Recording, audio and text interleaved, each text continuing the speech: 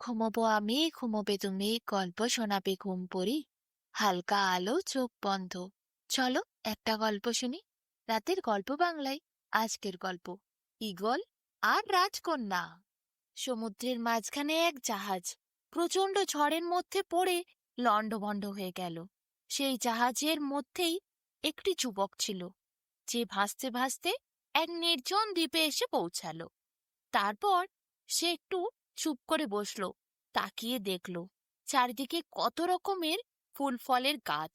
খুব সুন্দর দ্বীপটি, কিন্তু নির্জন, কোনো মানুষজন নেই বলেই মনে হচ্ছে।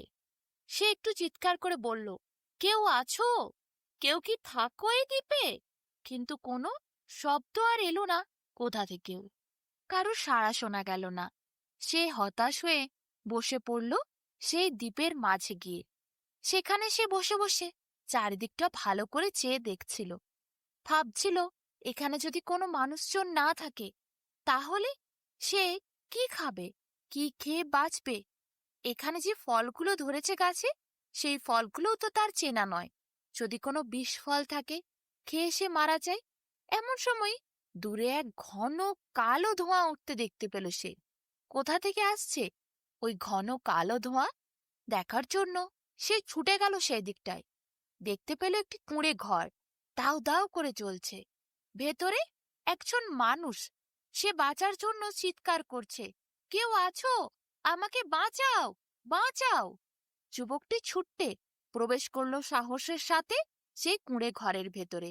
তাড়াতাড়ি টেনে নিয়ে এলো সেই লোকটিকে বাইরে। লোকটি প্রাণে বাঁচল। পুরো ঘরটি পুড়ে ছাই হয়ে গেল। লোকটি যুবকটিকে জড়িয়ে ধরে কান্না করতে লাগলো। যুবকটি বলল, আপনি তো বেঁচে গেছেন, তাহলে কান্না করছেন কেন? চুপ করুন, চুপ করুন। লোকটি বলল, জানো, আমার একটি তোমার মতোই সুন্দর মেয়ে আছে। সেই মেয়েকে একটি দুষ্টু ঈগল পাখি তুলে নিয়ে গেছে ওই পাহাড়ের ওপরে তার বাসায়। আর যাওয়ার সময় আমার ঘরে আগুন লাগিয়ে দিল। আমি আমার মেয়েকে নিয়ে এই নির্জন দ্বীপে থাকতাম, যাতে তাকে ওই পাখি খুঁজে না পায়। তখন যুবকটি বলল, কেন? ওই পাখির আপনার মেয়ের প্রতি এত আকর্ষণ কিসের জন্য? তখন লোকটি বলল, আমি হলাম এই পাহাড়ের পশ্চিমের দিকের দেশের রাজা। আমি আমার মেয়েকে নিয়ে সেই দেশে থাকতাম। অনেক ছোটতেই তার মা, মানে আমার রানী, মারা গেছে। ওই দুষ্টু ঈগল পাখি দিন আমার রাজ্যে ঢুকে আমার রাজবাড়ির ছাদের ওপর বসেছিল। আমার মেয়েকে দেখে তার খুব পছন্দ হয়েছিল। সে মুখ দিয়ে হাঁ করলে তার মুখের থেকে দাউ দাউ করে আগুন বের হয়। আমার মেয়েকে সে তুলে নিয়ে যাওয়ার অনেক চেষ্টা করেছিল, কিন্তু আমার সৈনিকরা প্রচুর যুদ্ধ করেছে। কিন্তু ওই ঈগল পাখির মুখ থেকে আগুন বেরোনোর জন্য আমার অনেক সৈনিকদের সে পুড়িয়ে মেরেছে। শেষ পর্যন্ত যুদ্ধ করে জিততে পারেনি আমার সৈন্যরা। আমার সৈন্যদের হারিয়ে দিল যেই সে, অমনি আমি আমার মেয়েকে নিয়ে চলে এসেছিলাম সবার চোখে ফাঁকি দিয়ে এই নির্জন দ্বীপে। কিন্তু এখানেও এসে পৌঁছালো সেই দুষ্টু ঈগল। তারপর আমার মেয়েকে তুলে নিয়ে গেল। আমি তখন ঘুমোচ্ছিলাম। হঠাৎ দেখি আমার মেয়ে নেই। বুঝলাম ওই ঈগলই নিয়ে গেছে। কিন্তু যতক্ষণে আমি সব বুঝতে পারলাম, দেখলাম আবার কুড়ে ঘরটার ওপর আগুন জ্বালিয়ে দিয়ে গেছে। মুখের থেকে আগুন বের হয়। সেই আগুনে ধ্বংস করে দিয়ে গেছে আমার ঘর। দাউ দাউ করে জ্বলছিল ঘরটা। আমি বের হতে পারিনি। তুমি বাইরে থেকে এসে দরজা ভেঙে ঘরের মধ্যে প্রবেশ করলে, আমাকে বাইরে বার করলে। তাই তো আমি প্রাণে বাঁচলাম, না হলে আজ জ্বলে পুড়ে মরে যেতাম। যুবকটি অনেক সাহসী ছিল। সে বলল, ওই ঈগল পাখির বাসা কোথায়, আমাকে বলতে পারবেন? রাজা বললেন, ওই যে পশ্চিমের উঁচু পাহাড়ের ওপরে থাকে ওই দুষ্টু ঈগল। সেইখানেই একটি ভীষণ বড় গুহা আছে। গুহার মধ্যেই সে বাসা বানিয়েছে। সেখানেই সে থাকে। আমার মেয়েকে নিশ্চয় ওইখানেই নিয়ে গেছে।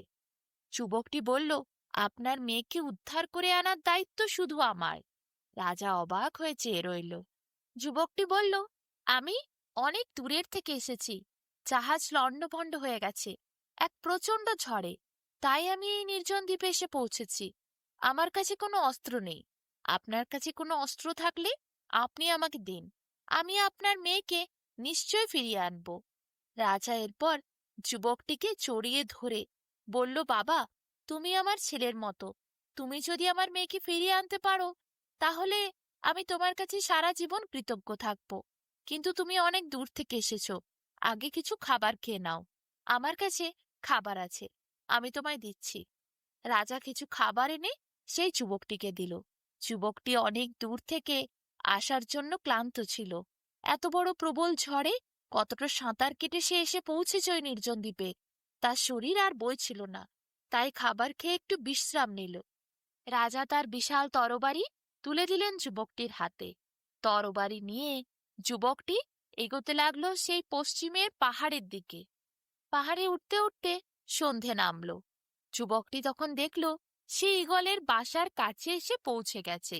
সন্ধেও নেমেছিল, চারিদিকে অন্ধকার ভালোই ঘোর হয়ে এসেছে।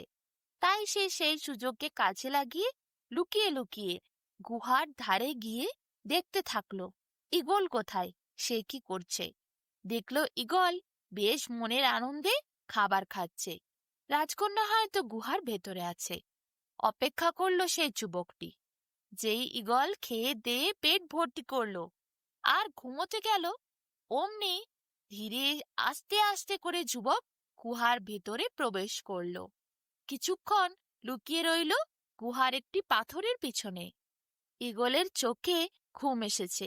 এমন সময় যুবকটি তাড়াতাড়ি গিয়ে রাজকন্যাকে খোঁজাখুঁজি শুরু করলো। কিছুক্ষণের মধ্যেই দেখতে পেল গুহার ভেতরে এক বিশাল পাথরের মধ্যে রাজকন্যাকে বেঁধে রাখা হয়েছে। পাথরের চারিদিকে বড় বড় শিকল রয়েছে লোহার।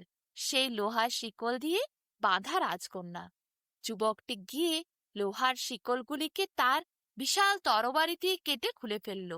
রাজকন্যা মুক্ত হল। যুবকটি রাজকন্যাকে সুরক্ষিতভাবে বাইরে পার করে বলল, তুমি এখানেই থাকবে, ভেতরে একদম প্রবেশ করবে না। আমি আরেকবার যাচ্ছি, ঈগলকে শেষ করে আসব, না হলে ও আবার আক্রমণ করবে তোমার পিতার রাজ্যের ওপর, তোমাকে হরণ করে আনার চেষ্টা করবে। তাই ওকে শেষ করা প্রয়োজন। তুমি কিন্তু কোনো মতে ভেতরে প্রবেশ করবে না। রাজকন্যাকে সেখানে রেখে এরপর যুবক আবার প্রবেশ করলো। ঈগল কিছু বোঝে ওঠার আগেই তলোয়ারে করে এক কোপ মারল ঈগলের শরীরে। ঈগল দুখণ্ড হলো, মারা গেল ঈগল। যুবকটি রাজকন্যাকে নিয়ে নেমে এলো পাহাড়ের থেকে। রাজার কাছে পৌঁছে মেয়েকে ফিরিয়ে দিল রাজার কাছে। রাজা ভীষণ খুশি হলো। যুবকটিকে বলল, তুমি আমার সাথে আমার রাজ্যে চলো, এখন আমার কোনো ভয় নেই। আমাকে আর লুকিয়ে থাকতে হবে না মেয়েকে নিয়ে। দুষ্টু ঈগলকে তুমি মেরেছ, আমার মেয়ের ওপর আর কোনো বিপদ আসবে না। রাজা যুবকটিকে নিয়ে নিজের রাজ্যে গেল। বেশ কিছুদিন ভালো করে যুবকটিকে যত্ন আত্তি করল। যুবকটি তারপর বলল, আমাকে বাড়ি ফিরতে হবে মহারাজ। রাজার সমস্ত ব্যবস্থা তাকে করে দিল। যুবকটি বাড়ির যাওয়ার জন্য একেবারে প্রস্তুত। এমন সময় হঠাৎ রাজকন্যা রাজাকে বললেন, বাবা, উনি চলে যাচ্ছেন, কিন্তু আমি ওনাকে জীবনসাথী করতে চাই। উনার মতো বীর পুরুষ যদি আমার জীবনসাথী হয় আমি ধন্য হব। রাজা খুব খুশি হলেন। যুবকটিকে সব কথা জানালেন রাজকন্যা যা বলেছে। যুবকটি বলল, আমি আগে বাড়ি ফিরে চাই, আমার বাবার অনুমতি নেই, তারপর আমি অবশ্যই বাবা মাকে নিয়ে আপনার এই রাজ্যে আসব আর রাজকন্যার সাথে বিবাহ সম্পন্ন করব। রাজা খুব খুশি হলেন।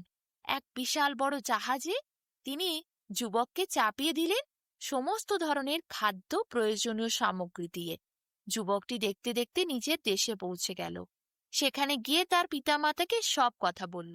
পিতামাতা খুব খুশি হলো। কিছুদিন সেখানে থাকার পর আবার পিতামাতাকে নিয়ে রাজকন্যার দেশে এলো যুবক। সেখানে রাজকন্যার সাথে ধুমধাম করে বিয়ে হলো। রাজকন্যাকে বিয়ে করে নিজের দেশে যুবক নিয়ে গেল। সুখে শান্তিতে এরপর যুবক রাজকন্যার সাথে সংসার করতে লাগলো।